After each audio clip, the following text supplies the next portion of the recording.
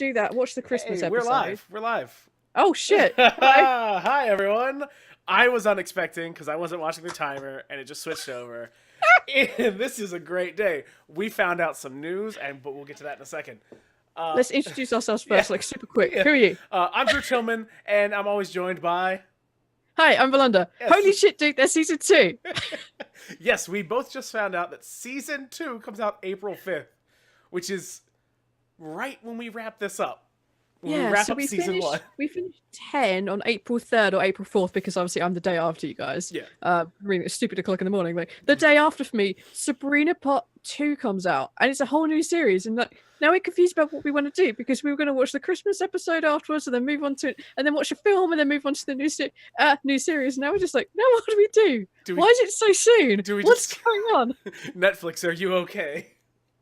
Because it's so soon. All right. Well, we'll figure that out. And either you're going to get like 3 more months more than you already thought you were going to get of Sabrina, or we'll go to something else. Yeah, we'll find out. We can't watch it like the month the week it comes out anyway, because we need to watch the Christmas episode, and we haven't done it. We won't have time to do that by the time it comes out, and then we have our film afterwards, which I've been looking forward to for ages because I haven't seen that film in ages. Yeah, so I'm gonna put a motion forward. We just wait for season 2. We do something between season 1 and season 2. Yeah, we'll put it down to we'll find out how we feel at the end of this season. That's fair. I think if like season 2 of Lost in Space come out immediately afterwards, I would have cried and said no, I couldn't do this anymore. So God no, I couldn't have done it either. I'm not even looking forward to season 2 of that coming out at all. No, there's not a single part of me that's looking forward to that, apart from the fact I get to spend an hour each week riffing with you on how bad it is. That's true. That is the best part of it. But anyway, today we're going to talk about episode 6 of The Chilling Adventures of Sabrina. Yes. Which, what are your impressions of it? What are your just broad strokes of this episode? It was not as good as I remember it being, and I didn't remember a lot of this episode.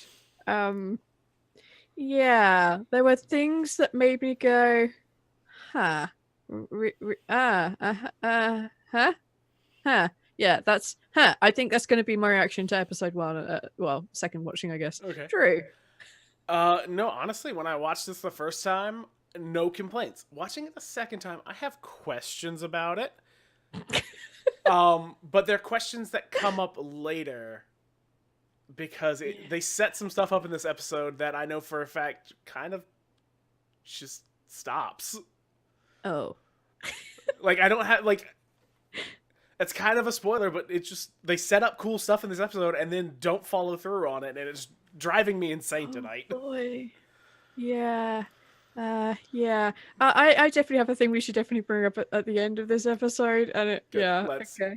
Okay. Alright, cool. Alright. So I assume you don't have notes this week. But True, that's okay. That's a direct attack upon my person, I feel. That's not an attack. That's just stating obvious things. Yeah. So I finished the episode with like 3 minutes before we were supposed to start, because my life has been fucking crazy this weekend. Yay. And nothing happened the way I wanted it to. So, listen, yeah, you had stuff going on. I didn't write any notes.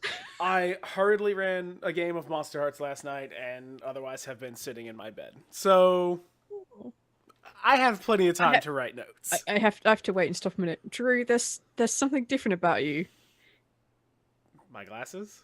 Yes. Oh, I'm not imagining that right. You've never worn them in front of me before. Probably not. I don't wear them that often. Oh, okay. They look good. Thank you. That's okay. They're old Sorry, as hell. I realised as you're pushing your glass up your nose, like, wait a minute.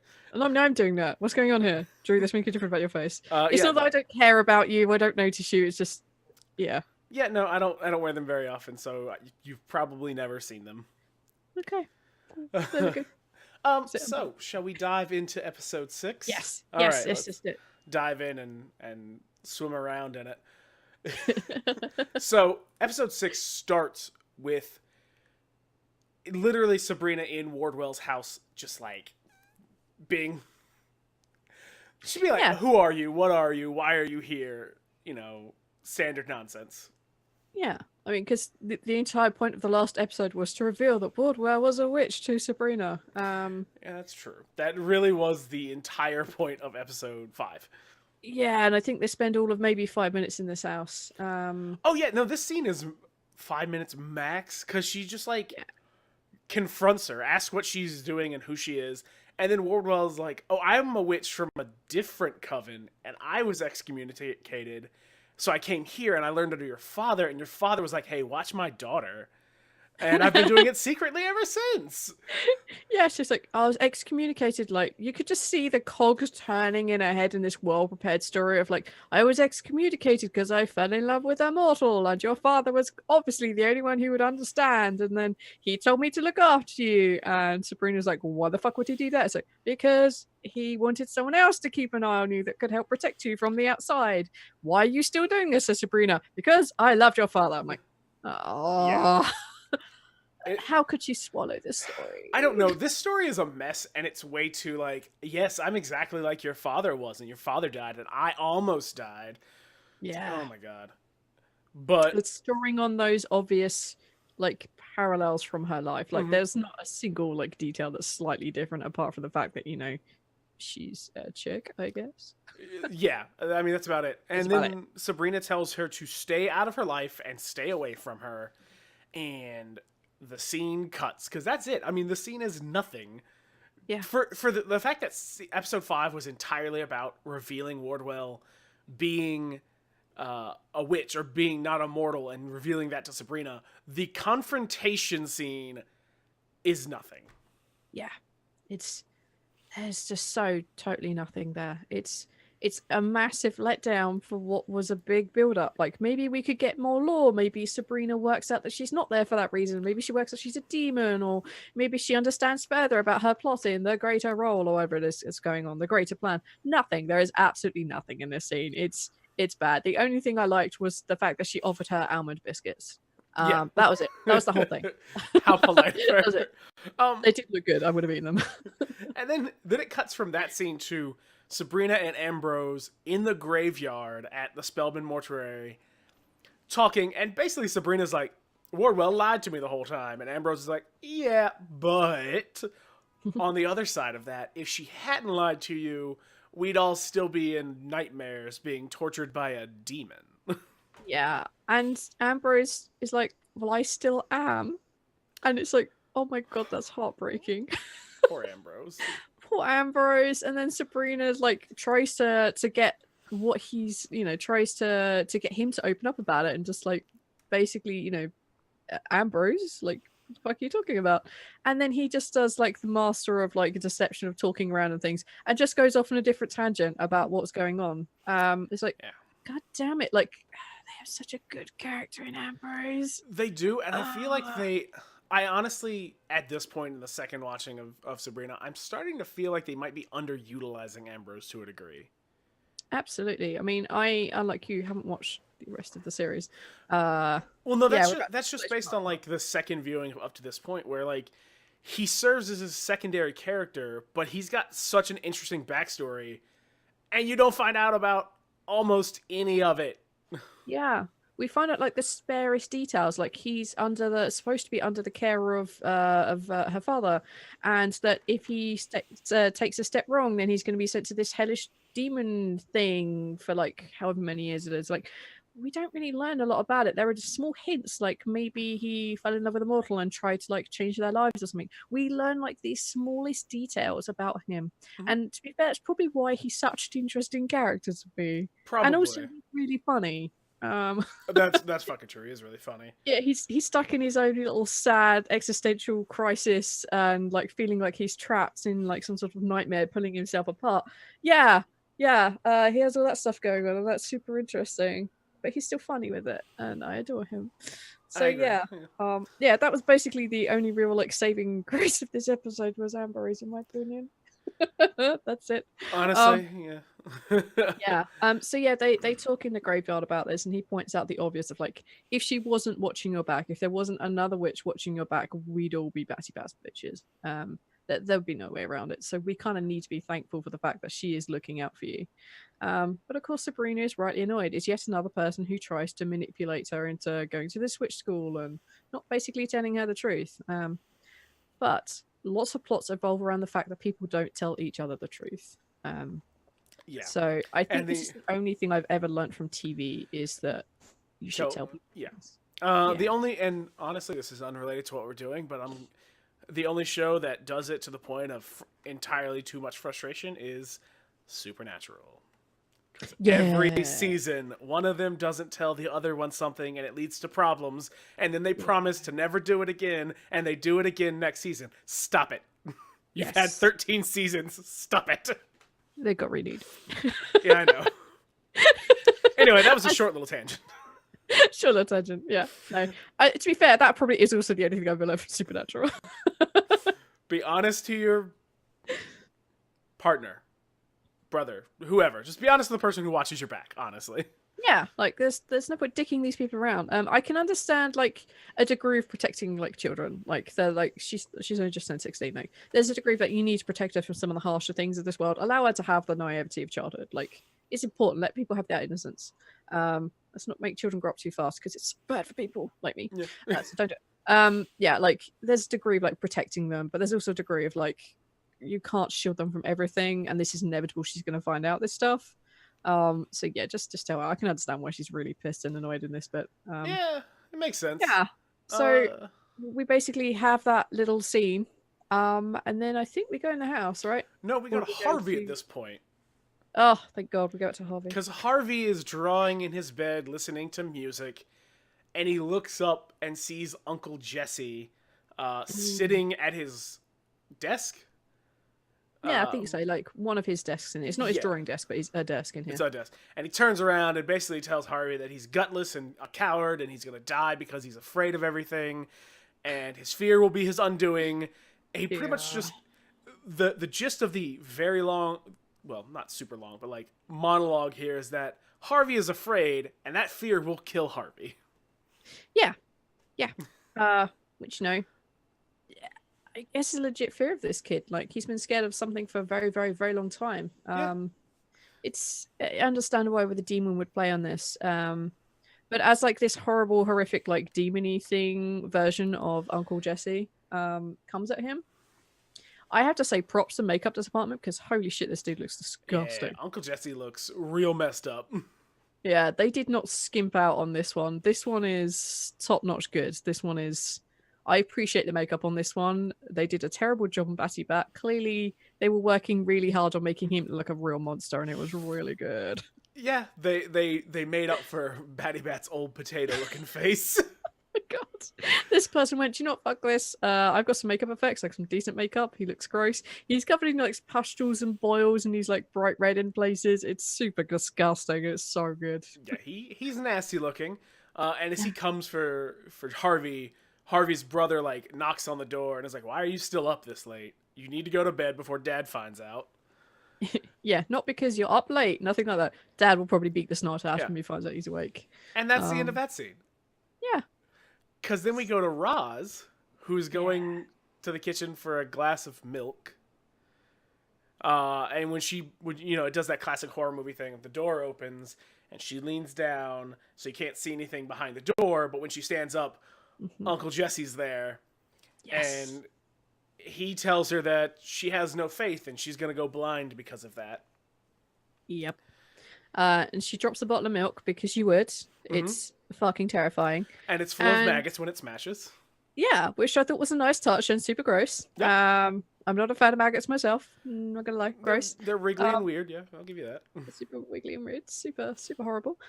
So she drops the bottle, and this thing has a go at her, and then I think she looks down again, or looks up, or looks somewhere. She does she does the thing where like you like grab your ears and like kind of crouch down into a fetal position. She like it happens in a lot of horror movies. It's that pose where she's like trying to block out what's happening, and then the light turns on, and her dad's like calls her name. It's basically like, what you doing? And she's like, drop the milk. I dropped the milk and then decided to scream. Yeah. As you would. Like, it's totally normal reaction, right? Totally normal. So then we go across to, oh my god, I've forgotten her name. Susie. We jump across to Susie, and Susie is in the bathroom. She's like, I assume, getting.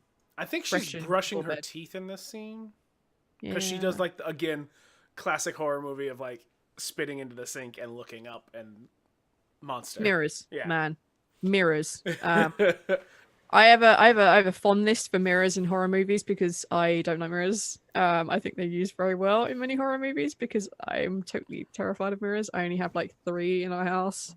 One of them is in behind a bunch of coats on the way out the door, which you just check maybe on the way out, and one in the bathroom, which I can't actually get rid of because it's actually part of the wall. Well, see, you're in luck though, because the one hidden, you can't catch any ghosts in it, so you're good. Yeah, and the other one just means I don't go upstairs to wash my hands after being in the bathroom, so I'm okay. There you go. Yeah, I'm usually okay. But yeah, they use the mirror trick, and it's standing behind her, and she turns around to look at them, and they're basically just a big dick. They turn around and say, "You're abomination. You're a is it boy girl in this one?" Because they flip it the second time. Yeah, the first time it's boy girl, and they flip it later. Yeah, it's like they call him a boy girl. And then Susie does, I think, probably the sensible thing in here. Closes their eyes. It gets hit with a blast wave of like air, and then she opens her eyes, and the thing is gone. Yeah, and then she goes and checks on Uncle Jesse because the smart thing is, hey, I just saw Uncle Jesse yelling at me. I'm gonna go see if he's still tied up to the bed. Yeah, which he is. Yeah, like genuinely smartest person in this episode, I think. I think so, honestly. Like, hang on a minute, it's just appeared out of nowhere. It could be an illusion. I'll close my eyes. I do, and it's gone. It goes back and like, oh wait a minute, I saw them. I'm gonna double check. They're still tied to. Oh, they are. Thank fuck for that. Like, that's a solid move right there. It's okay. Yeah. He's tied up. He's not actually wandering around the house. Thankfully. Yes. Thank fuck. And then after that, it cuts to the next day at Dr. Cerberus's, and I love this scene because this is the first time we see Dr. Cerberus, who indeed is dressed like a vampire. Oh yeah, this is like a proper tacky Halloween. He's got the tall like collar on his cape.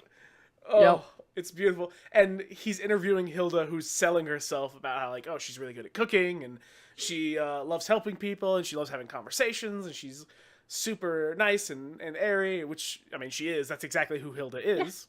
Yeah, she's not like overselling her quotes. She's a good people person. She's very good at it. And I like the conversation they have here because Hilda's like, oh, I love horror hosts. We didn't have them on TV in England, but I have a lot on tape. And she's like names several, and then you find out Dr. Cerberus used to be the weatherman. Yeah, it's so good. And since there are no more call for horror hosts, although I will say, if there were a regularly scheduled TV like program at any hour that had a host, I'd be onto it, because there used to be one with this guy Joe Bob Briggs, who I actually think they're bringing back on some streaming service.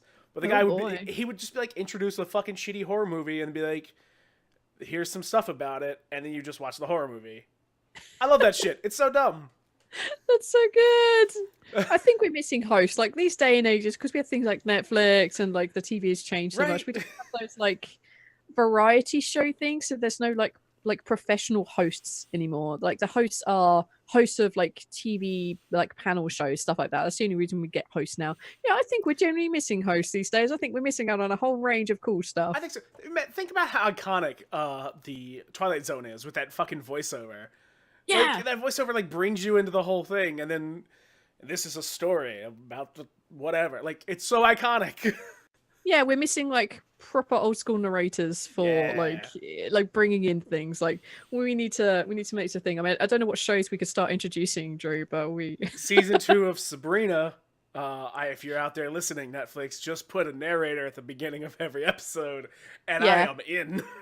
Yeah, you need a comedy duo to introduce Sabrina at the beginning of every episode. Get the guy who did Salem the Cat's voice in the. No, you completely missed what I was aiming for here. Comedy duo. Oh. We should have one that's American, one that's British, male, female. Sure, yeah, let's do that. Let's give me money. Yeah, give us money and we'll introduce Sabrina at the beginning of every episode and we'll close the story out. I was like, well, to be fair, like at the moment we're having this conversation vaguely. I'm going to bring it up now because it's funny. Like we were talking about how it's turned into very much an episodic like let down of things. Like every episode is something contained that seems to be building up to something that kind of isn't. They're all separate little stories now, so that'll be the perfect time to have a narrator come in and go, here's the story of how Sabrina did this, and then we close the show with, well, Sabrina did that thing, see you next week. The moral of the story is friendship. Yes, and the moral of the story is don't lie to people. We'll be the after school special. Yes, pay me money, I will do that. Yeah, I think we should do that. Getting back to the actual thing at hand here. Yeah, so they Hilda and Dr. Cerberus talk about her qualifications, and then he asks, how would you feel about wearing a costume while you work here? And she just smiles, and it cuts away. Yeah, we don't get an answer because we see the answer. We see the answer later. But it cuts to Zelda. I just wrote midwifing in my notes because she's listening for the baby's heart and like doing like various things. And Faustus Blackwood is being a fucking pain in the ass. Yep. We continue the old adage of it's not the patients that are the problem, it's the family. And no offense, but that is true. I've been on all sides of that particular thing. It's always the family that's always like the worst. And he's being that atypical, like, I need to know everything. I'm going to get under feet. What are you doing here? Is this right? Are you doing that? And basically, Zelda's like, get out of here. Yeah, it's time to go away, okay? Leave. And then he does leave, and Zelda and Constance? Yes. Yeah. We're just going to go with it, whether or not. Constance. You said yes. It sounds right in my head. That's what we're going with. I'm gonna go with that. It sounds right. Zelda and Constance are talking about the baby and how she's already miscarried, and Faustus wants a son because, you know, he wants an heir to the Blackwood name who can take over for him when he's gone. Yeah, because they're obviously a very patriarchal society. Like, we've seen evidence many, many times that like women do not have equal rights in the witch world. Yeah. The witch world sucks. Yeah, sucks a big one. And at some point in this scene, I think it's before Faustus leaves, Zelda says she'll test to see if she can find out the gender of the baby. Yeah. And then I think Faustus leaves, and there's like that little conversation. Although I need to know something, and this is just like I didn't think about it before, and this time I thought about it, and I was like, Zelda says carrying Blackwood's son should be the happiest 13 months of a witch's life. Yes. And the only thing I can think of, lunar calendar? I don't know. Am I missing something? Yeah, so lunar calendar is basically we get 13-ish full moons a year. Like that's what it is. Like every 28 days we get a new full moon. But also like 13 is a very powerful number for witches. A standard coven, inverted commas, should have 13 members. Okay, yes. But I have gone to school, and I'm pretty sure gestation for a human baby is 9 months. Yeah, give or take, yes. I mean, I give or take, yes. I'm just confused by this line, because I want to know the counting they're using. I assume it's a witch thing, but I want to know what. Even if they're using 13 lunar months, that's still one whole year. Okay, that's still so that's 12 months. That's still not right. Yeah, it's still not good. I still count for the magic, okay? Yes. Gestating a child is burdensome enough, and, you know, adding magic that you have to carry to, I'm sure that takes a toll, but I would have thought maybe magic would make it easier on the mother and somewhat quicker, but no. Maybe. Listen, if any of you happen to know writers for The Chilling Adventures of Sabrina, please get them in touch with me. I need to know the answer. Them. But will they answer? Find them out. I'm gonna at them. You're gonna at them, okay? While you at them, I'll take a singular note. Please at why who wrote Sabrina. What episode is this? 6. 6, yeah. Okay, yeah, go. Okay, yep. Let's at them. Just gonna at them because the worst that will happen is that they'll ignore me or they'll put me on some sort of watch list. I hate both of those answers. Well, if they ignore me, I'm not worried because I haven't lost anything. Yeah, but I don't have an answer then, and that's what I need. Yeah, that's true. That is true. All right, well, you take that note. What? Yeah. I'm sure IMDb will know. IMDb. So I'll set up the next thing. So Yeah, thank you. This scene ends, and we jump to the school where Sabrina comes up to her friends discussing the events of the previous night where Uncle Jesse had attacked them. I think that's what they're talking. No, that's not what they're talking about. They're talking. Yeah, it is. They're talking. They talk about the weird occurrences that they have, right? They weren't talking about what they saw the previous night. They were talking about the time that Uncle Jesse attacked Harvey. Two episodes ago. Yeah, because Sabrina doesn't know about that yet. Yeah, and she's like, "Wait, what?" And Harvey says, "It's what I wanted to tell you." And I had a moment where I was like, "Sabrina, you should feel like shit here. Harvey wanted to tell you something, and you ignored him." Yeah, literally last night. Like, but actually, this entire scene just makes me feel bad for all of Sabrina's friends. Yep.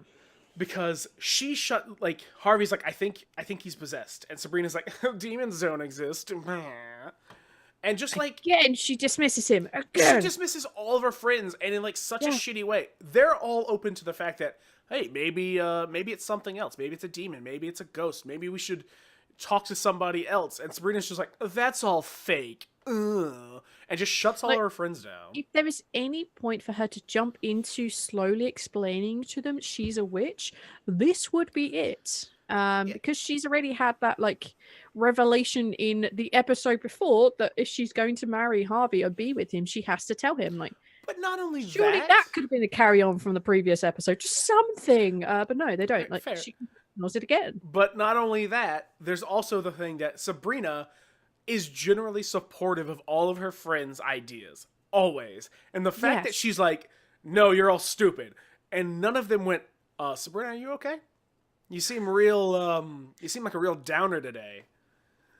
Like, it doesn't ping for any of them. They're all just like... No. Like, they just accept that she just dismisses them out of hand. But she has been, like, doing that very, like, subtly with some of the stuff they bring up. And like, no, that can't be a thing. But again, she just shuts Harvey down, like, massively hard. Yeah. And this is when they go on to explain that they've all seen... Roz says something, doesn't she? Yeah, Roz says he attacked her, or he appeared in her house last night and said awful things about her. And then Harvey and Susie both say, me too. That also happened to me. Yeah. And I didn't think it was just my own. Yeah. And Sabrina again shuts them down and leaves, and then Harvey confronts her in the hallway and is like, "Hey, Sabrina, why aren't you fucking believing me and listening to me as a person, and also a person who is in a relationship with me, instead of just ignoring me and pretending like I don't matter?" That's not entirely what he says. It's more about how he thinks she doesn't believe her. He thinks she doesn't believe that he was attacked by Uncle Jesse. There we go. Yes. And I don't remember exactly how it happens, but he gets annoyed and walks off. And she goes to follow him when Wardwell shows up. And Sabrina tells her, again, stay away from me. To take a walk, yeah. And then the scene cuts. Thanks. Yeah.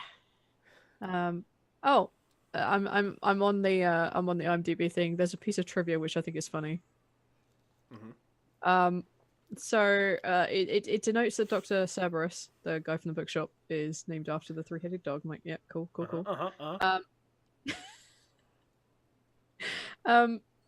So the optometrist. Remind me when we get to the optometrist. Okay. Because that's what'll be relevant. I still haven't found the name of the writer yet. I'm still looking. Okay. Yeah. So then it cuts back to Sabrina's house, where she comes in and says, "Oh, we're in trouble. I think Susie's uncle is possessed by a demon. We need to stop that. Can witches perform exorcisms?" And Zelda's like, "No, witches can't perform exorcisms, and even if they could, it's not your business, so stay out of it." Yeah. And it's like a proper what? No, she gets shut down hard by everyone. Really like, does. Are you insane? Like, you, a witch, wants to get rid of a demon from a human. None of those things compute for anyone in this scene. It's so good. But I also like the fact that she tries to outsmart her aunts. She's like, if there's a demon hanging around, maybe people will start talking about witches. And Zelda's like, who's talking about witches? Give me their names and they'll never talk again. Ever. and she's like, it's so sad when teenagers fall into comas. Yeah. And then goes back to reading her newspaper as if nothing happened. But then, like, Auntie's very much like that. Like, oh, I can't solve this. Oh, okay, I guess I'll carry on then. Yeah. And I think there's, like, one more thing said, and she tells Sabrina that she thinks that he's actually possessed, no one should touch him, because that allows the demon to psychologically attack whoever has touched the demon. Yeah. Or the possessed person. And Hilda, in her way, gives the best advice, which is just have all your friends bathe in the enchanted waters of the Sea of Galilee. It's no big deal. Always seems to do the trick. It's like, so good. Thanks, Aunt Hilda, but I don't have any of that. And also, how do I trick my friends into it? Yeah. It's like, it's a nice thought. It's we were saying before, it's a proper head witch thought. Like, this is, like, she has the obvious answer. Like, you do this and it'll be fine. Which seems like it's probably going to be a lot easier than what they're planning on to do. Honestly, their plan is a terrible plan. It's so bad. So yeah, after basically her aunts tell her, stay out of it and leave it alone, Sabrina, she goes to Ambrose for help, because Ambrose is always willing to do dumb things. Yeah, exactly. Like, he may not agree with it, but he'd rather it be done safely. Although he doesn't really agree with her this time either, because she's like, can you get me demons and then watch me while I astral project? And he's like, no. Astral projection's real dangerous, you idiot. He's like, super hard no. Like, I'm not going to help you out with this. But if you're going to do it, it's going to be at your own peril.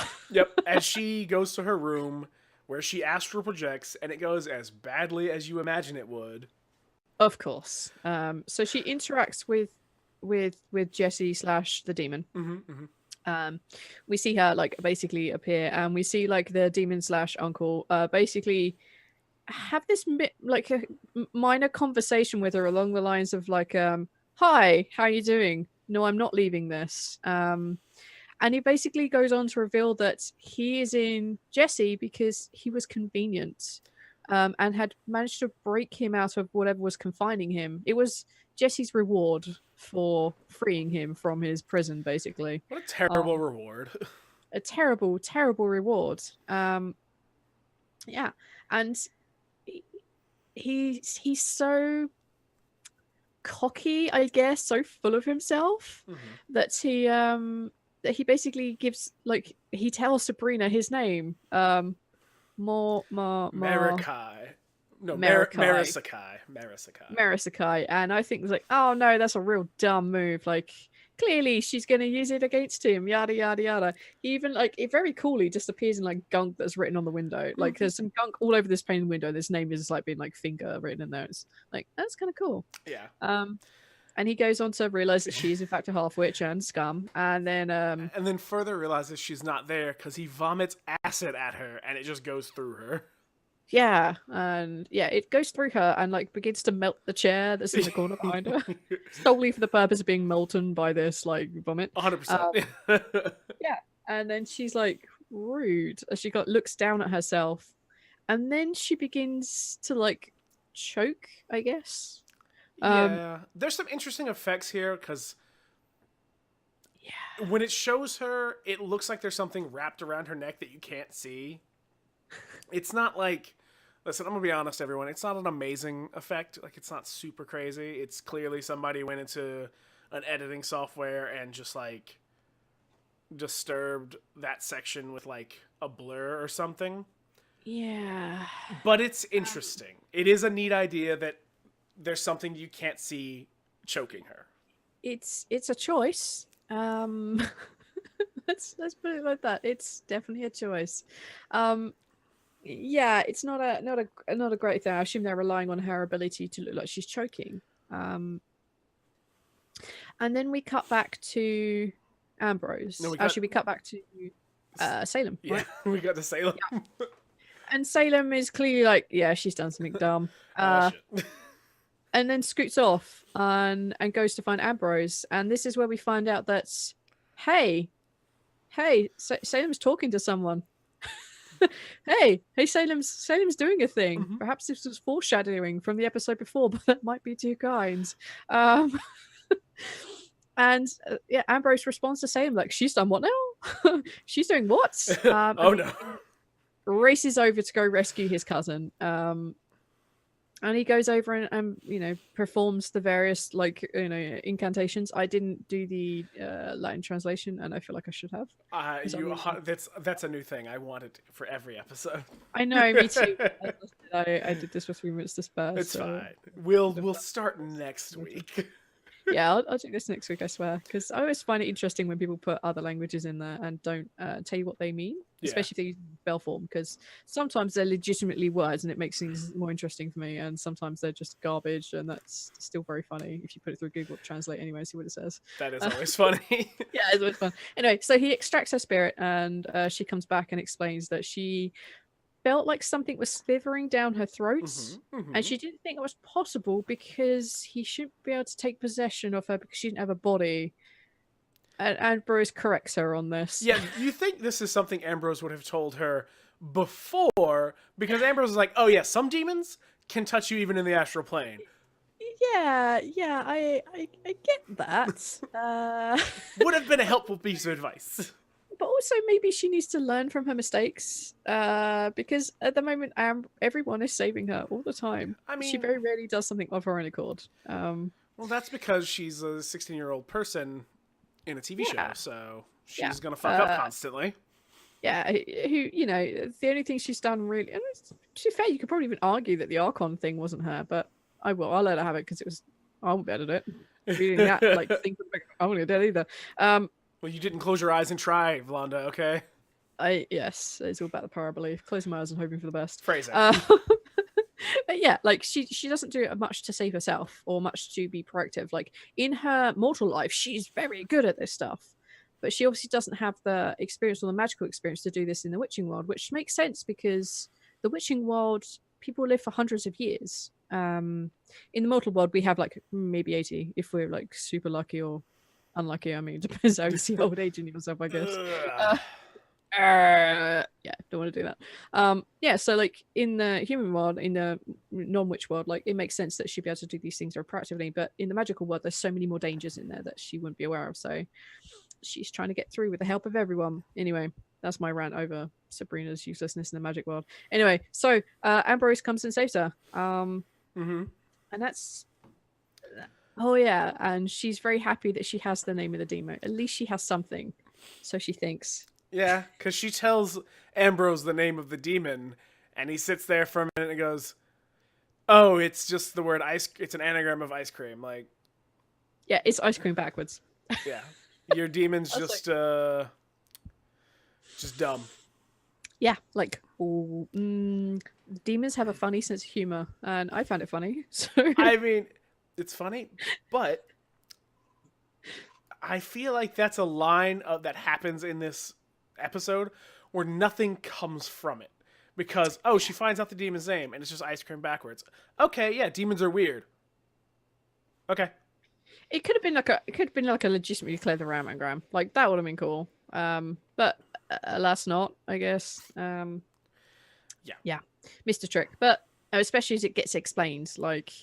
immediately, like yeah, I think that's the thing is there was a setup and then it paid off too fast to be interesting, or it wasn't brought back later, something like that. Like it was just like it was like boom, there we go. It's like this scene that was here that was like for padding almost. That was like, could we not? It's like we didn't need this. Ambrose has plenty enough in this episode, I think. Didn't need paid. Although to be fair, they could have been paying him extra for when he didn't appear in an episode. So anyway, she decides to go visit Harvey, correct? Yeah, because she was like, oh wait, the demon said Uncle Jesse freed him and he was in the mines, so Uncle Jesse was clearly in the mines and the demon is from the mines. So she goes to see Harvey. Make peace with Harvey. For I don't know. Again, this scene. She goes and she tells him her entire plan, and he's like, hey, no, you can't go into the mines because they're dangerous. And she's like, but I'm going to go into the mines. Yeah. again, another one of these wonderful, like, he's very much used as a vehicle, but still being managed to be like put down and still being managed to being like ignored. Like, because in this scene, he basically, you know, another example where she could have told him like what was going on. Like, okay, I realize that I've done wrong. I need to ease you into the idea of what this is, but she still does it along the lines of like not telling him anywhere near the truth, like at all, like just completely circling around it. When easing him into this may have been a useful thing, but she doesn't. Yeah. But to save the day, the demon turns up. Yeah, the demon's like behind Sabrina, and then Harvey's like, you know what? I'm going to go with you into the mines. It's dangerous, and I have to be there. Yeah, so... I have to prove myself that I'm not a weak coward like the demon says I am. I like my notes here, because it's like, oh, Harvey decides to go despite being afraid. Next bullet point. So they go to the mines, and Harvey immediately gets lost. Yeah, immediately lost, immediately scared. Like, it's like they walk into the mines, and he wanders off down a tunnel, and is lost and afraid. Yes. While Sabrina just so happens to find a stone tablet that was on the ground and broken in two. And she's like, oh, this is definitely important. And then Harvey's like, Sabrina, come help me. Help me, Leela. And Sabrina starts to run towards him and drops her flashlight because it's scary. Of course. So her flashlight goes out and she picks it up and gets it to turn on. And as soon as it turns on, who's there? Wardwell. Of course. At least it wasn't the demon, because that would have been super cliche. That would have been very the light, and then a demon to me. It's like, well, to be fair, I guess that's not actually wrong. She is a demon. That's true. She is an actual demon. So, yeah. Okay. It's still cliche. Not in their face. Like, this was more of a subtle version. And again, Sabrina tells her to go take a hike. And Wardwell's like, no, I'm trying to protect you, idiot child. I need to be here to protect you. I told your father I would. Lie, but, you know, she's there to try and help her. I mean, she can't let Sabrina die because the Dark Lord says not to, so yeah, close. And yeah, Sabrina tells her to take a hike, and then also, we hear Harvey screaming. The other thing is, she's here, and I'm sorry, but it is 100% almost coincidental, because as soon as she appears, she's like, is that a trapping stone in your hand? And then Sabrina's like, fuck you, Wardwell, bye! And then goes and finds Harvey. Like, yeah. Okay. Now, I will say, it's not coincidence. It's not just like plot, because Wardwell is stalking her and clearly has some sort of agenda. But it plays out so fast, it feels just like, and keep the plot rolling. Yeah. Anyway. Yeah, this, yeah, that, like, this, yeah. Oh my god, this is... It's now getting to the level where she's beginning to be like, I mean, she was creepy before, but as like a 16-year-old teenager, where this woman keeps turning up in my bathroom and appearing every time I finish my school thing, and then like suddenly she's here where she has no means to be. Yes, she's a witch, and you'd understand that she's scrying on her, but like, back off. I can understand why she's very uncomfortable with this. It's like, get the fuck away. Yeah, like, can you not take a hint? Like, restraining order. We'll get a magical one. Something, anything. Yeah. So then, Sabrina runs over and finds Harvey, where he's cowering in a corner because he saw the monster. And Sabrina's like, no, those are rocks, Harvey. Look. Yeah. And then he's like, oh, I guess it was fake. And she gives him some line about how, even though he was afraid, he came into the mines, and that makes him super brave. Yeah. So they leave. Yeah. And as they walk away, a red light shines down one of the tunnels nearby, and well, who's down there but the goat man? Of course. Because it's like the Demon's Highway or Demon's Trapping. I can't remember. It was a while ago. Yeah, it was a while ago. Yeah, the Route to Hell or something. I don't know. It's like I was so underwhelmed with that. Yes. Anyway, Satan's ballroom or whatever. Yeah. His clubhouse, bachelor pad. With a no girls allowed sign with a backwards R. Yeah, no girl. So then we cut from that to Susie sitting on the stairs as her dad is talking to some guy about putting Jesse in a facility. Yes. And we learn here that Jesse used to put on their mother's dress, and all the kids thought it was funny, but then their dad beat him for it, and you know, Jesse always struggled with his sexuality, and And then the demon Jessie shows up and tells Susie they're an abomination again, and this time they call her a girl boy. Girl boy. Yeah. So she gets mad. I mean, honestly, rightly so, because what her dad's bringing up has nothing to do with anything that's going on with Jessie. Yeah, I immediately had that thought as well. Like, he brings up this thing which is like, which shouldn't mean a thing. Like, this shouldn't be a thing. But I was wondering perhaps he was bringing it up because the incident involved that he was talking about was his dad beating him for it. Because that young childhood violence is never a good thing. Please learn this, people. Don't do it. It's a super bad thing and will continually scar you for, the rest of your life, most likely. And I wonder if perhaps that's what he was bringing up, because he seems so good with Susie. And as he said, like, him and the other kids just basically laughed it off and just went with it, whereas his dad just went for it. Like, I was trying to find a way to absolve the father because, again, he is so good with Susie. Like, he seems to get it. I definitely think that what we're supposed to get here is that the dad learned that it doesn't matter, and that he definitely shouldn't react the way his dad reacted, because he is really good with Susie. Like, it's never questioned.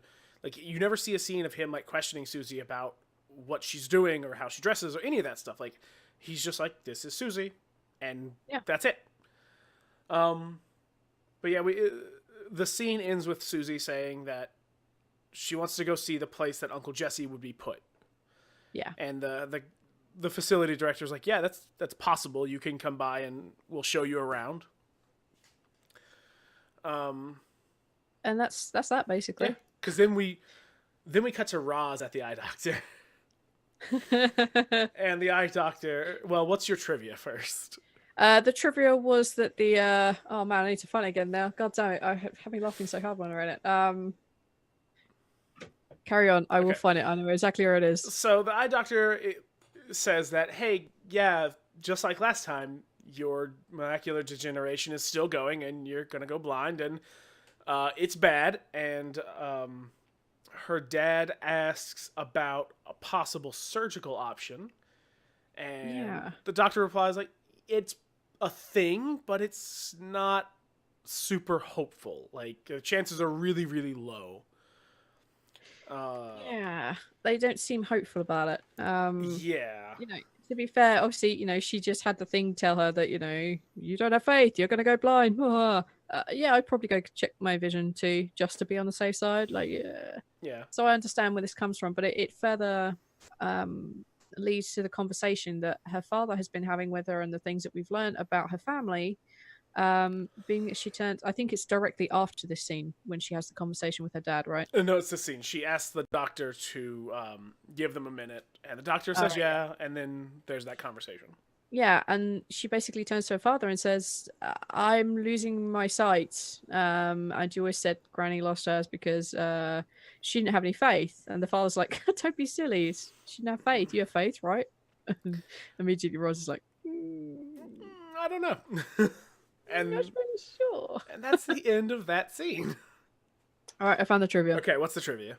All right, the doctor has a little tag on, and the doctor's name is D. Spectre. Yep. Which is either a reference to the fact that they are the glasses, or a reference to the fact that hauntings is often referred to as specters.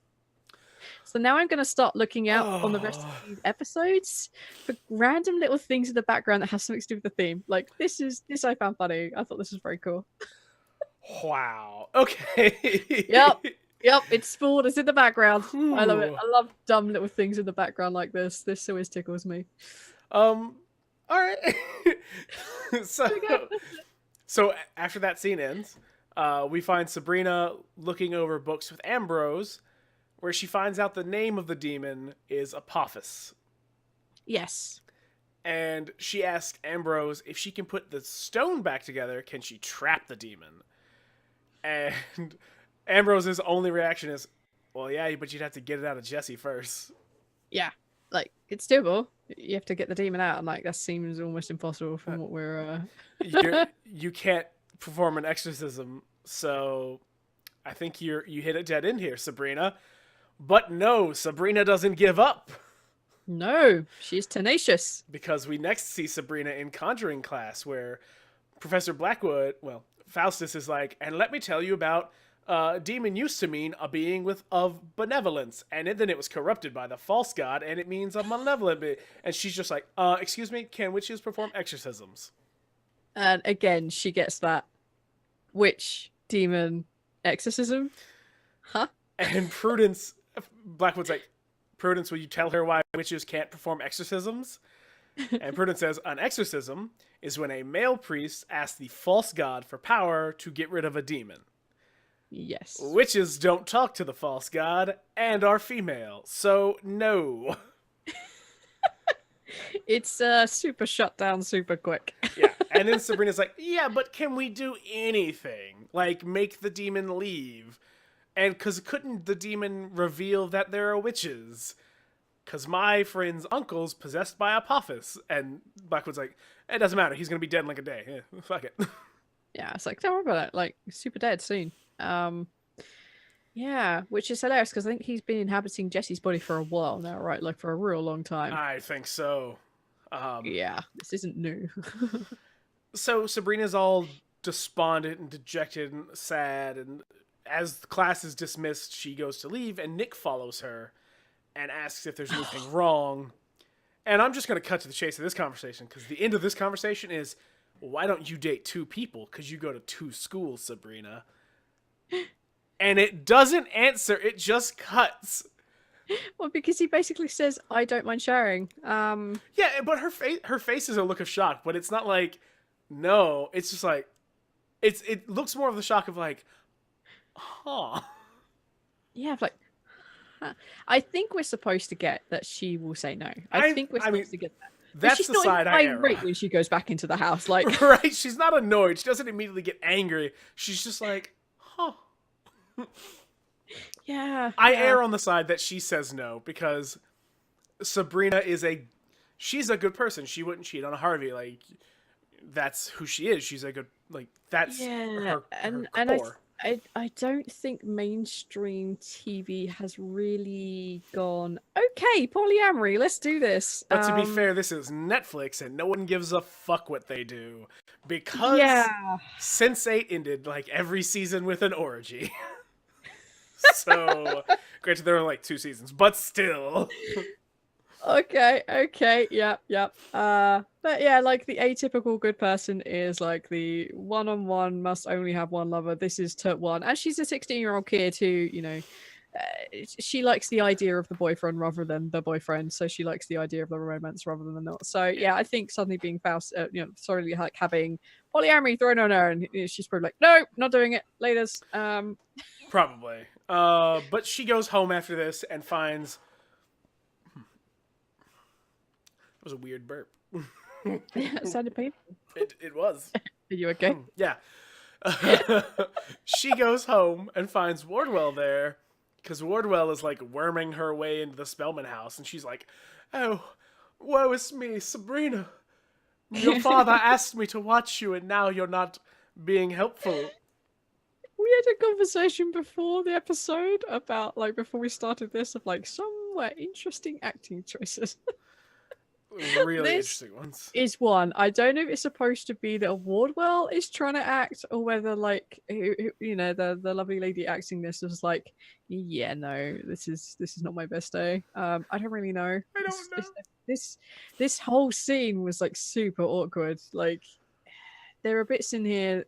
I mean, to be fair, I have a slight issue with whoever it is that's playing Sabrina. Acting is sometimes super off for me, and I can see the cog in the back of the head with the acting choices, and I'm not always convinced by them. But this episode, this like particular scene was like, oh, this is awkward from everyone. Yeah, it's real weird. And Sabrina's basically just like, hey, Wardwell, I don't give a fuck. I'm gonna go to the Catholic Church. And everyone freaks out about that. If you don't help me, I'm gonna go down to the local, like, Catholic church down the road. And was like, whoa. Hold on now. Mentioning the Catholic Church is apparently like pulling out a gun. Yeah, I think it's well, if you don't let me have sex here, I'm gonna go down, like, to behind the bin sheds and have sex. And the parents are like, whoa, no bin. But yeah. The conversation turns very quickly to the fact that witches can't perform exorcisms, but Edward wrote a spell that would allow witches to challenge a demon and force it out of a body based on the power of the singular witch. Also, I happen to have it in my purse right here. Yeah, which I think would make sense because she did follow Sabrina into the thing. And she knows Sabrina's proclivities for like wanting to go do random shit with her mortal friends. It makes sense as to why she'd conveniently have it here and why she would think about bringing it. But this, like, I'm gonna tell them everything, and I just happen to have the thing you need, and sure, I'll support you in doing this. Yeah, but I do like this scene because Zelda's like, no, this is stupid. I forbid it. And Sabrina's like, well, I'm gonna do it anyway because fuck you, Aunt Zelda. Yes, because I like my mortal friends. I want to look after them. And Hilda's like, I'm going to go with because I'm excommunicated anyway. It doesn't matter. I don't care what you say, Zelda. I'm out. See ya. So off they trot to fight a demon. Yep. And Zelda, which I actually like the scene because it cuts to the three of them walking towards the Putnam house. Yep. And then it cuts back to Zelda pacing around behind that weird staircase. And Ambrose comes up, and he's like, "Oh, what's up, Aunt Z? I ran the test for the baby." And then she's like, "My niece is gonna get killed, and so is my sister because they're doing something stupid. I don't want to take part of it. And why is it my responsibility to watch for them?" And Ambrose is like, "You could go help them, and then they wouldn't die. That's a thing you could do." I like this bit because she basically turns and says, "Why am I blessed with such stupid women?" And I believe it's a line from Hocus Pocus. It's so good. I love it so much. But yeah, she gets the look on her face of, I'm going to go help them. Yeah. Where we cut back to the Putnam house where Hilda, Sabrina, and Wardwell are performing their... I mean, it's an exorcism. I'm sorry, everyone. It's an exorcism. There's no Latin in it either, I don't think. No, it's literally just Sabrina naming witches that came before them. Yeah, and that's which it. is quite common in a lot of like inverted commas like magic spells. Charm do it all the time. They always invite their older ladies. Yeah. Yeah, so like they invoke this all the time in like the like magical spell things. But for Edwards, who supposedly wrote the spell, he was like a high priest. Wouldn't he just revert to using Latin? Because isn't that what the spells are written in? Like, this just made no sense to me. And like listing off Aurelian names, like, yeah, that'd be super easy to go. But the bits in between, like, there's nothing. It doesn't feel at all like a ritual or a spell, apart from the fact that Demon is putting on a good show. Yeah, like it doesn't feel like a spell at all because they don't like it doesn't feel like a ritual, like you said, because they're not like setting anything up. Like when they astral project, they surround their body in candles and all this other stuff. This, they literally just stand there and say the like witch ancestor names, and we get an exorcism scene. It's literally just a standard exorcism scene. You know, Jesse floats up against his bindings, and then like they break. Well, the ones around his arms break, so he can grapple at the witches like. And they scream and they're just like, no, we're gonna keep going. And yeah, when Sabrina's finally like, I'm too weak for this, that's when, of course, Zelda runs in. And she's like, no! And she starts naming other witches, which are just Spellman witches. They're all just Spellman witches. Also Spellman witches. Yeah. And then they throw a bunch of salt on the demon, and Jesse vomits up a worm. Yes. It's to be fair, Apophis is supposed to be like, in this lore, supposed to be the devouring worm. So it makes sense that it would be a worm, and it has a worm with like a maw type thing, so it has like a row of teeth like on the inside, like a circle. It's super gross, like a lamprey. But here's my thought on that. My thought on that is the imagery of Apophis is a snake, or a snake-like creature, a worm, if you will, with the Y, because why not? And what we get looks like a bloated tapeworm. Yes. Yes. Yeah. It's bloated, like super short, but really bloated, and pinkish in color. And it's covered in like kind of, I guess, melted glue. I don't really know. It's kind of gross. I don't know. And now here's my actual problem with the scene, because Wardwell picks it up and just throws it in the well outside. Yeah. And then she tells Sabrina to throw the stone in after it. Now, my problem with that is Sabrina's like, are you sure this is okay? And Wardwell's like, yeah, it's fine. No, it's not. You threw a demon into the water supply of your friends. Also, wouldn't the tablet break? The tablet was already broken. It was still in two pieces. Like, she had like a trap stone, right? Or something like that. Like the trap stone was still in two pieces from where Jesse broke it. Oh, so she didn't put it together. They never put it back together. Then I'm confused. Like Wardwell says, we beat it. It's not. The stone's down there. It's not moving. It's probably going to burrow its way to hell. Like, this feels like they were writing this episode, got to this point, and then we're just like, well, I have 10 pages left to resolve this entire episode. They throw the worm in a well and move on. Yeah. Like, we did the cool effects thing, even though it wasn't all that cool. It feels like a rushed ending. Yeah. Yeah, it's like, oh shit, I'm running out of time and I have all these other things I still need to tie up. Like, they didn't commit something good here. Like, I don't know, Drew, let's think of something really cool that could have happened right at this ending here. We can do this between us. Okay. One, have the demon immediately possess one of the people that touched Jesse's body and continue this problem for another day rather than wrapping it up instantly.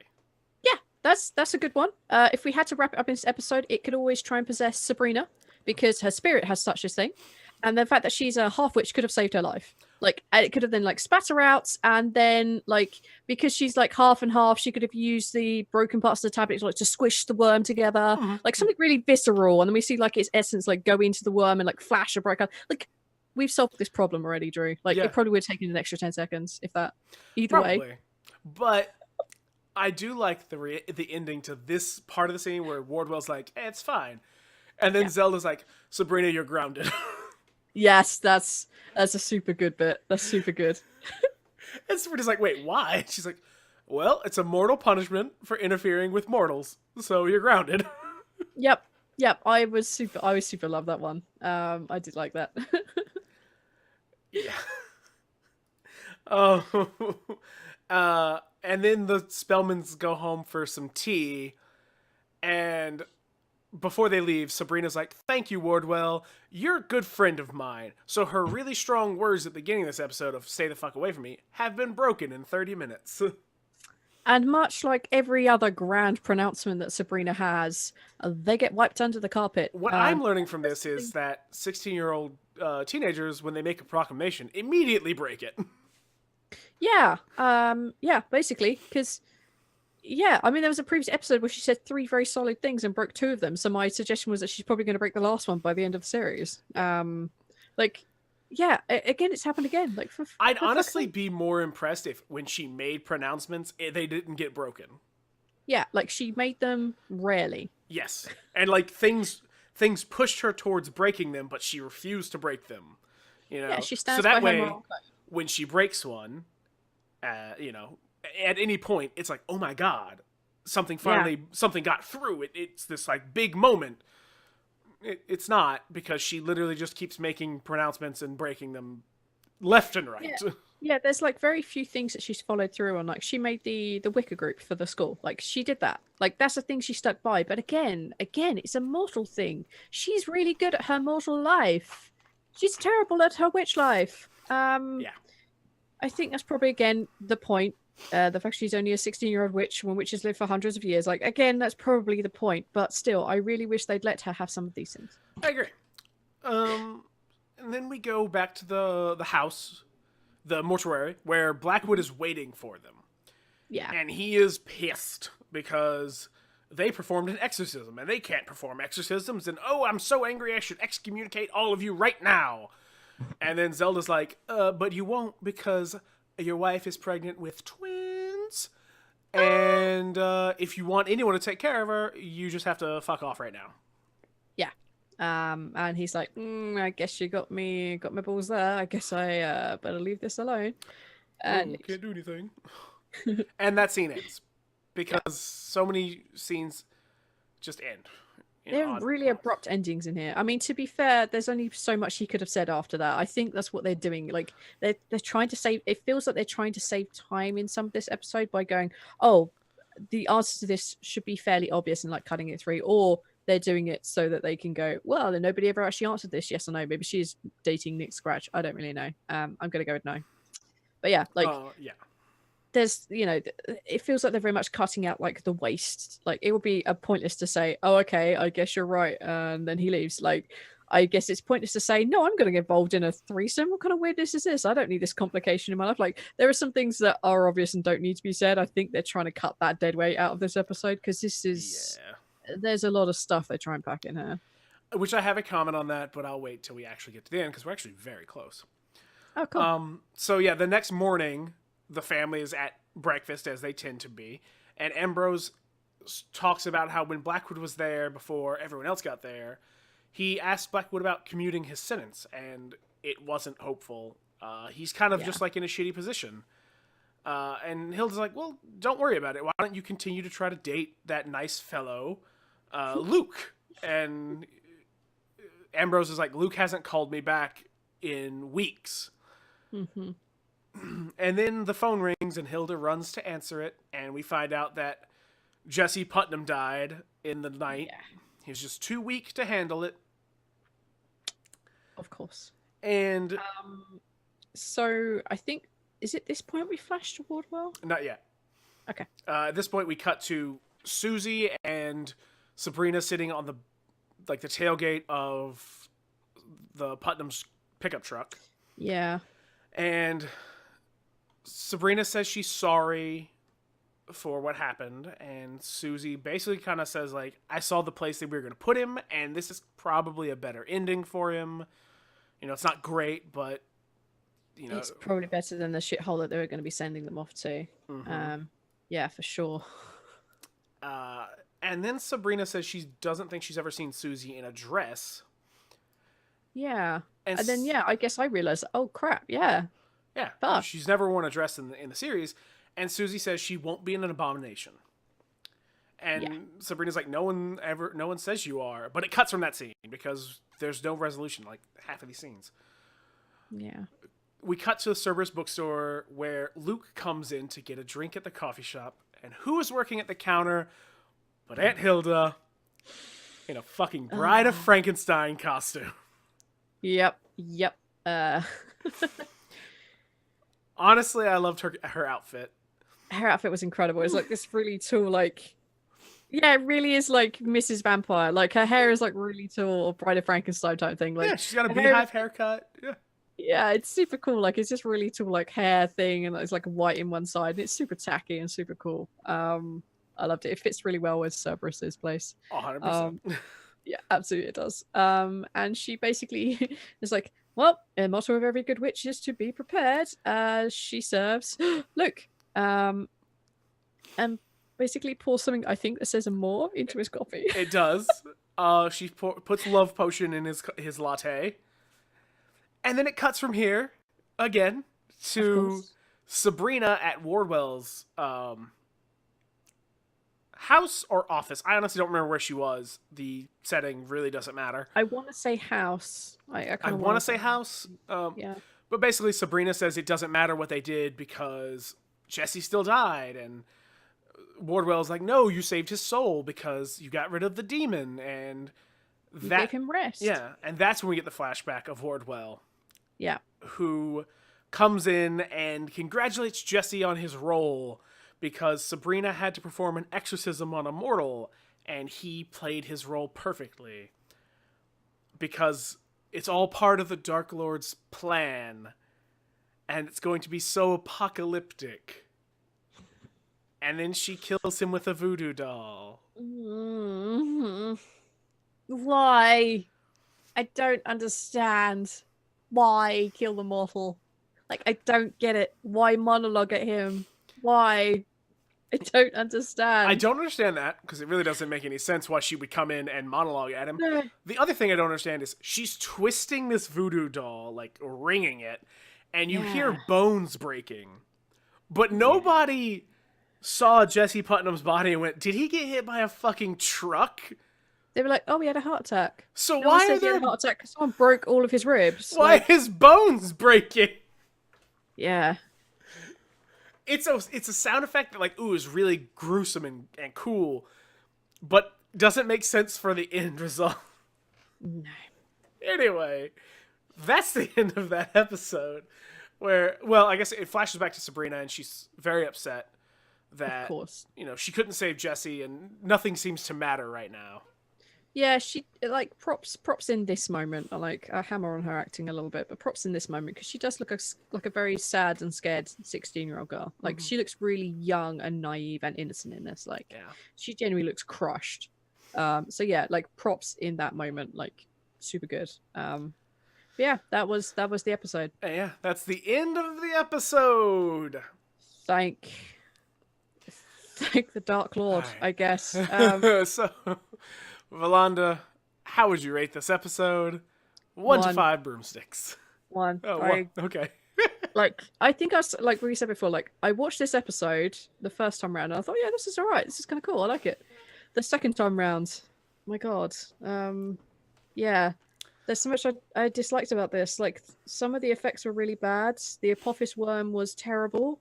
It looks more like a worm from like a really on steroided worm version of like Stargate, the Gold, which there was one called Apophis. Like that made me laugh a little bit. Like they just look a really roided version of one of those, and I was disappointed. I was disappointed in lots of the writing in this and the sloppiness of like, yeah, let's just cut a thing here, and how they dealt poorly with the ending of the Apophis worm and the fact that they trample over Harvey again.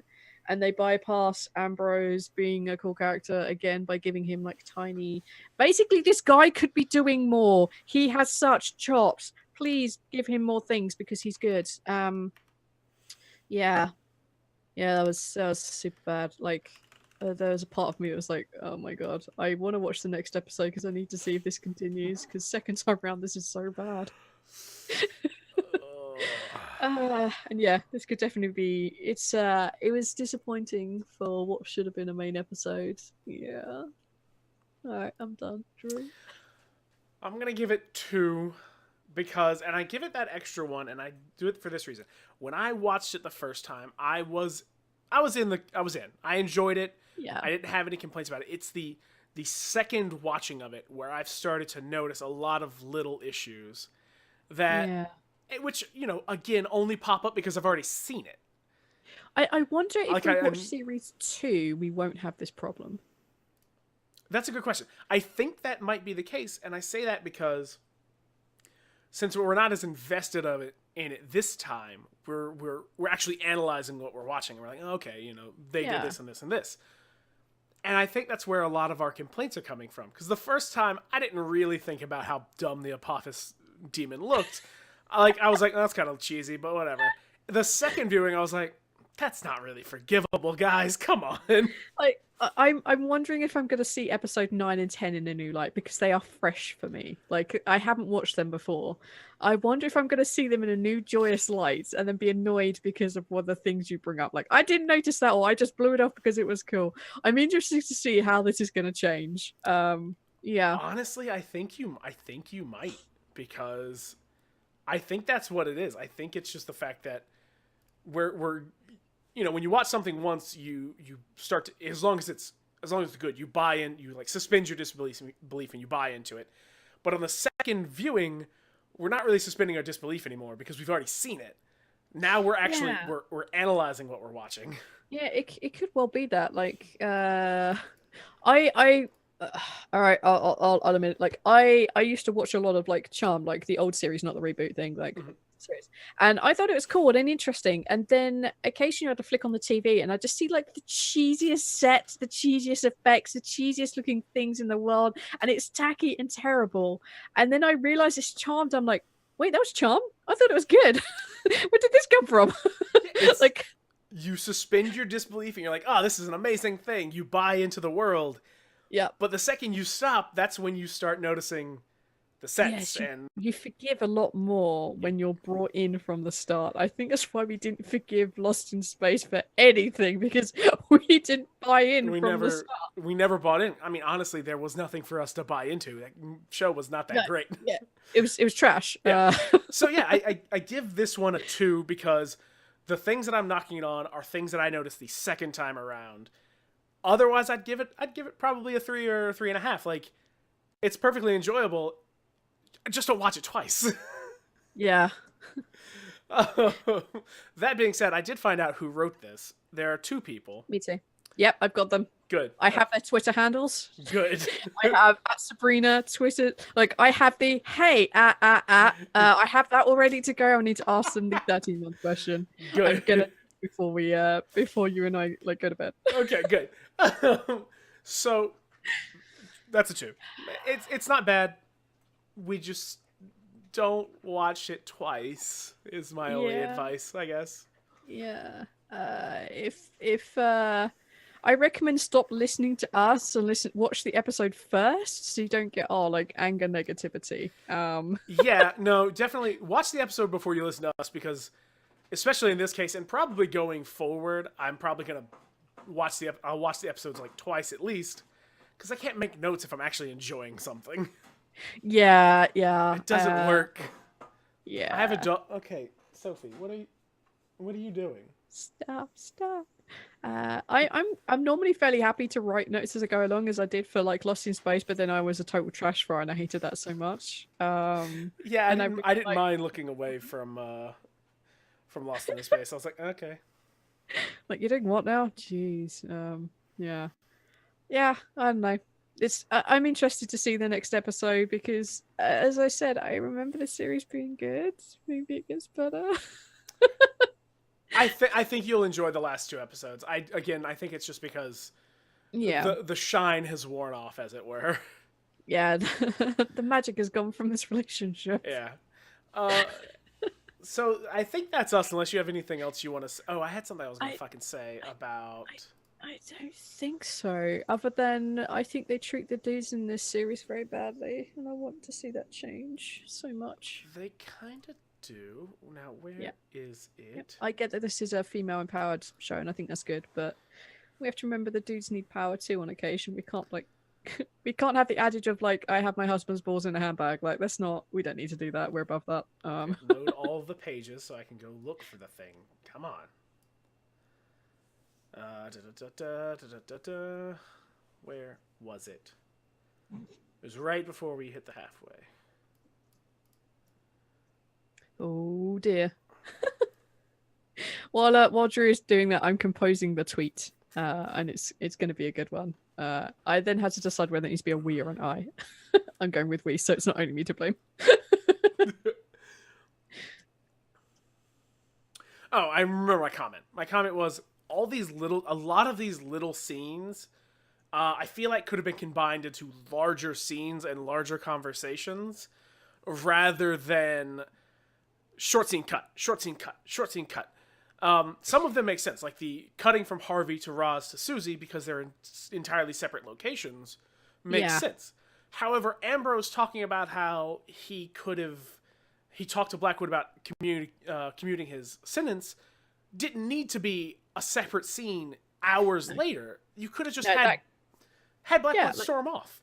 And then... everything they discuss in that bit afterwards, they could have just gone, like, in that same scene. Like, it would have been more poignant too, because then things would have been fresh, inverted commas. Yeah, and you could have had Hilda the phone ring that night, because the Putnams got home not long ago and found Jesse dead in his bed. Yeah, like, again, exactly. It didn't have to be later. You could have had the scene with Sabrina and Susie on the back of the truck as a separate scene, because that makes sense. That's later. Yeah. Like, obviously, they're not going to come to the mortuary in the middle of the night, but they might call the mortuary in the middle of the night, especially because very clearly this mortuary functions as a morgue as well. Yeah. So they'd probably call them to come collect the body and, bring it to the mortuary and start, like, processing, like, embalming him. It could have been all one scene, like. Yeah, they do, like, they did a really cool thing. Like, it's just like the chilling adventures of Sabrina. If they had stayed with the mortals and continually, like, cut between the horrible shit they are experiencing because of this would have been a way more interesting, much better episode. Even if they started doing that stuff to Sabrina and did that, but then that would be fairly reminiscent of the episode before where they did the stuff in the dreams. Honestly, I would love this show more if the mortals' lives were way more fucked up than they are. Like, the people in Greendale kind of just go along with it, but, demon possession is like super crazy and fucked up, and it's not something that happens all the time, but like the mortals' lives are really fucked up, and then it gives Sabrina that further drive of being like, I have to be part of this world because I want to stop and save my friends, and I don't want this to keep being a thing. You know, if people who have magic just literally don't care about mortals and kind of just like run rampant over them, and that Sabrina's like, no, fuck you, okay? I'm half here, you go fuck yourself. Yeah, like, there's a real big I mean, obviously it's supposed to be magic, so we need to focus on the magic stuff, but we don't really see anything that's really pulling her back to the human part right now. Not really. Like, there's nothing really. Like, yeah, they've suffered like a demon attack, but as I explained, that's a super rare thing. She's dismissed Harvey from the start, really, and she doesn't really seem that involved in Susie or Roz's lives. It's only ever when it's magic related that she seems to be even vaguely like involved in them now. Like, I think since whichever episode it was that we discover that whichever the one with the books, like, that's the last time she's properly been involved in their lives, and it's just like, it's been so, I don't know, like, there's definitely a lot more weight given to the magic side. So I would not be surprised if by the end of the series she's signing her name in that dotted book, because someone has something over her, and it's probably going to be like, you know, it will make more sense for her to do it at the time. Also, because she would claim that she would never do that. So I'm going to go on and say that's going to be. So I mean, I think we've talked about it to the end this week. Again, I do want to reiterate, I enjoyed this the first time I watched it. It's the second time when the magic went away. So if you're watching the series, I'm sure you'll enjoy it. It is very enjoyable. I binged it in like 3 days. So yes, I clearly held my attention for 3 days. Second time through, not quite as much. But that being said, Valanda, would you like to do the ending part? I would love to do the ending part. You can find me on Twitter at Volly_Lunda. You can also find my podcast, the IDM, The Lucky Die, comes out tomorrow. We had Kino released this week, and I was so happy and excited for everyone's reactions. Also, because the guy who voices the voiceover in that episode, I got to give him a big hug on Saturday, and he was not scary or creepy at all in real life. I love him in the person. And also the White Vaults, I believe, comes back onto main feed thing this week, so I believe that's episode 2.9, which means we only have 2 weeks left until the finale on main feed. It's super good, super awesome. Go check out the White Vault. It's fucking incredible. I think that's everywhere for me this week, apart from this comes out the week after. So yes, that's everything for me this week. What about you, Drew? Okay, so how do I do this? I'm Drew Tillman, and you can find me on Twitter at NotThatDrew. Where you can also find me are things like Taking Initiative, which comes out every other Monday, and I play a lovable half-orc ranger named Krusk. Well, at this point. At the beginning, I'm not Krusk. You'll figure that out really quickly, though. Okay. You can also find me this Saturday on Twitch doing Talking Initiative, where we will be discussing episodes 51 and 52. So get ready for that if you're caught up. We'll be talking about the episodes and then answering listener questions, which is, you know, a fun thing, because sometimes they're really weird. Q&A's good? Yeah, I love Q&A's. That's all the places you can find me right now. But keep an eye out, follow me on Twitter, and you'll find out more stuff coming up. Cool. All right. I guess that's us done then. That's us done.